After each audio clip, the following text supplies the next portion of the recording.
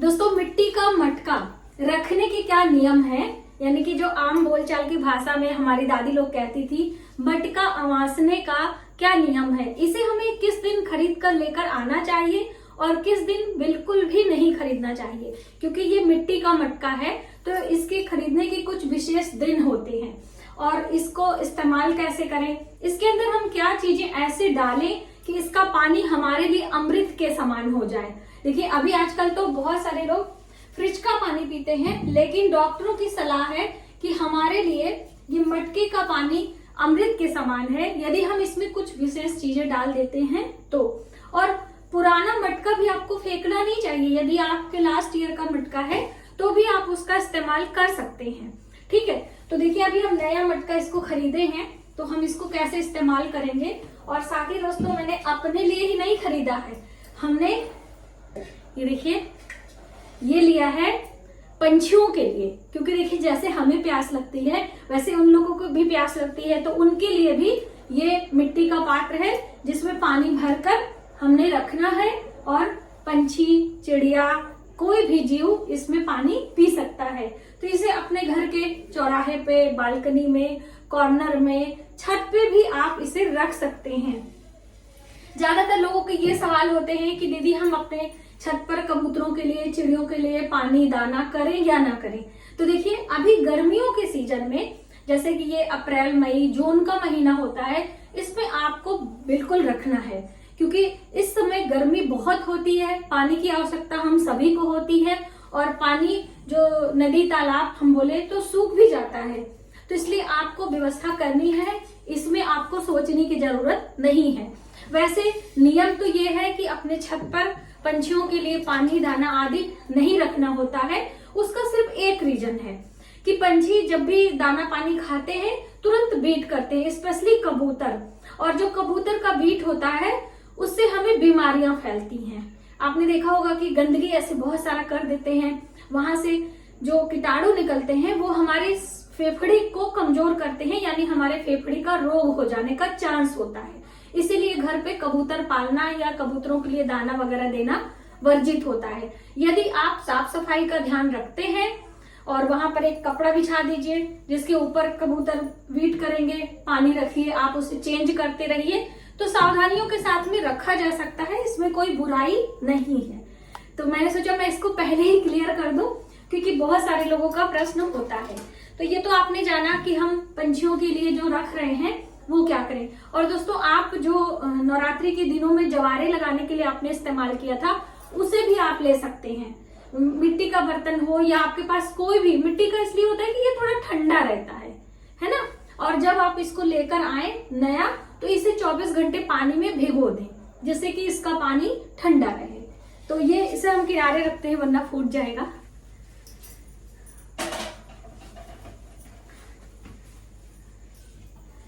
अब हम बात करते हैं इस घड़े की। तो देखिए जब भी हम घड़ा लेकर आते हैं तो दिन आपको चुनना है रविवार और मंगलवार के दिन। कभी भी मिट्टी के बर्तन हमें नहीं खरीदने होते हैं, चाहे आप दिया खरीद रहे हो और चाहे आपने कोई मिट्टी का घड़ा, कोई मिट्टी का गमला, मिट्टी का कोई भी बर्तन, यहाँ तक कि ईंटें भी खरीदने के लिए, मकान बनवाने के लिए हमें मंगलवार और रविवार का दिन नहीं लेना चाहिए। क्योंकि मिट्टी से बनाया जाता है ये सब कुछ और मिट्टी मंगल ग्रह का सूचक है, प्रतीक माना जाता है। इसलिए हमें मंगलवार के दिन, इसीलिए नींव वगैरह जो खोदने का शुरुआत होता है मंगलवार के दिन से नहीं किया जाता है। तो ये तो आपने जाना कि रविवार और मंगलवार का दिन छोड़कर हमें मिट्टी के बर्तन, घड़ा, दिया या फिर हम बात करें गमला आदि खरीदना होता है। अब इसे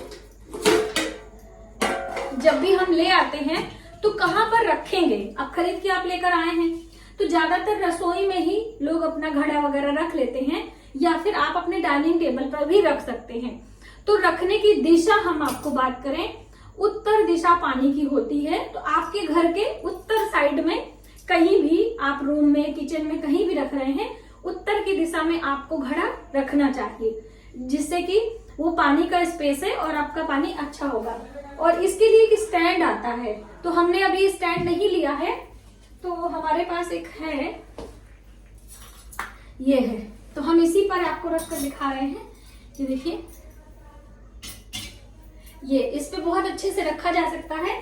और इसका जो ढक्कन है ये भी आपका मिट्टी का ही होना चाहिए, ठीक है, इससे आपका पानी ज्यादा ठंडा रहेगा। और जब हम पहली बार इसको इस्तेमाल करेंगे, इसे हमें अच्छे से धो लेना है, ठीक है, क्योंकि इसके अंदर मिट्टी बालू रहता है। तो आपने अच्छे से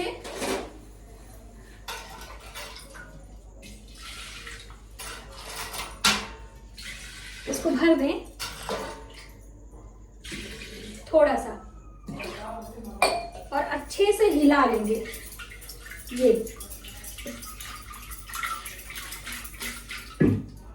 इससे में भर दें,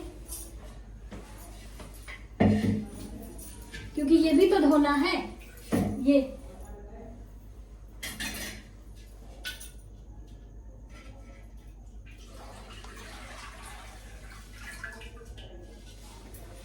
इसे 2 से 3 पानी अच्छे से धो लेना है।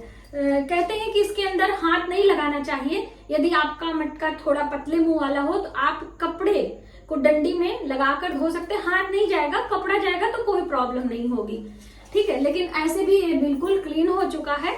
अब इसको हम पानी से भर देंगे। तो देखिए, जब पहली बार मटके में पानी भरा जाता है, हमारी दादी लोग कहती थी कि स्वयं नहीं पीना चाहिए। इस पानी को 4 घंटे में पानी ठंडा हो जाता है। तो 2-4 घंटे पानी रख दें, और जब आप पहली बार इसे रखेंगे ना, तो ये पानी आधा भी हो जाएगा, क्योंकि आधा तो आपका ये मटका सोख लेगा। इसीलिए जब भी मिट्टी का कोई बर्तन हम यूज करते हैं, दिया वगैरह, तो 3 से 4 घंटे पानी में भिगो देते हैं। इस तरह से देखिए, ये जैसे है ना पानी, ये इसमें ये देखिए एक आवाज आ रही है, कैसे पानी उछाल मार रहा है, देख रहे हैं? ये तो हम 3 से 4 घंटे इसको दिया को भिगो के तब हम जलाते हैं, तो हमारे दिए में तेल कम लगता है। इसीलिए आपने देखा होगा नवरात्रि के दिनों में बहुत सारी बहनों की शिकायत होते हैं कि दीदी हमारा जो घड़ा है घड़े का पानी होता है वो 9 दिनों में सूख जाता है। तो उसका यही रीजन है कि नया घड़ा आपने लाया और आप तुरंत मटका में भर के आपने कलश बना लिया। हमेशा मिट्टी का बर्तन यूज करने से पहले 3 से 4 घंटे पानी भिगोकर, यानी पानी के अंदर डिप करके आपको रखना चाहिए। ये नियम है, तभी पानी सूखता नहीं है, वरना ये पानी आधा तो ऐसे ही ले लेता है ना। आप में से बहुत सारी बहनों को पता ही होगा, कोई मैं नई बात नहीं बता रही हूँ। तो ये छोटी छोटी बातें होती हैं दोस्तों, गौर करने वाली। तो ये हो गया। अब इसको जब हम पानी भर देंगे तो नीचे से हवा थोड़ी जानी चाहिए, क्योंकि इसके अंदर हल्के हल्के कण होते हैं। तो स्टैंड पे रहता है तो हवा जाती रहती है। बहुत सारे लोग इसके अंदर नीचे जो जूट वगैरह होता है उसको बिछा देते हैं कि पानी ठंडा रहेगा, लेकिन पता है ठंडा नहीं रहता है, गंदगी आती है, बदबू आने लगती है, आपने देखा होगा। और ऐसे डायरेक्टली रखेंगे तो ऐसे गिरता रहता है, तो ये भी ना रखें। अब पानी भरने के बाद में, अब धो लिया हमने, फिर से पानी भरने,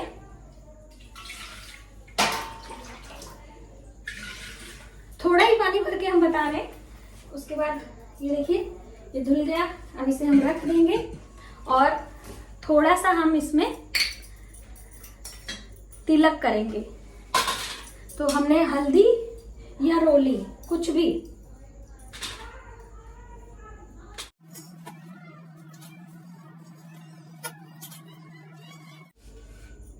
ऐसे दादी कहती थी कि जब भी अपने घर के लिए कोई शुभ चीजें मिट्टी का हम लेकर आते हैं तो उसको स्वस्तिक बना लीजिए, गोठ दीजिए, ओम बना दीजिए, जिससे कि आपके घर के शुभता के लिए हो। क्योंकि देखिए पितृ कार्य में भी इस तरह से मटके वगैरह लगते हैं, तो ऐसे सादा नहीं लगाया जाता है। घर पे लाएं तो स्वस्तिक शुभ चिन्ह बनाकर ही हमें इस्तेमाल करना चाहिए, ये जरूरी है। बहुत सारी बहनें अभी कंफ्यूज हो जाएंगी कि दीदी आप इस तरह क्यों कर रही हैं। तो हम, क्योंकि इस पे डिजाइन बनी है ना, तो हम ज्यादा बना नहीं पा रहे हैं। तो ये हो गया। अब इसका पानी 4 घंटे ठंडा हो जाएगा तो हम ले जाके देव वृक्ष में, जैसे कि पीपल के वृक्ष में डालना चाहिए, लेकिन अभी घर पे पीपल नहीं है तो आप तुलसी के वृक्ष में, अपने आंवले के वृक्ष में, या जो भी आपके घर में पेड़ पौधा लगा है उसमें ये पहला पानी आपको डाल देना है। उसके बाद आप पानी भरेंगे तो आप उसको स्वयं पीजिएगा। अब सीक्रेट क्या है?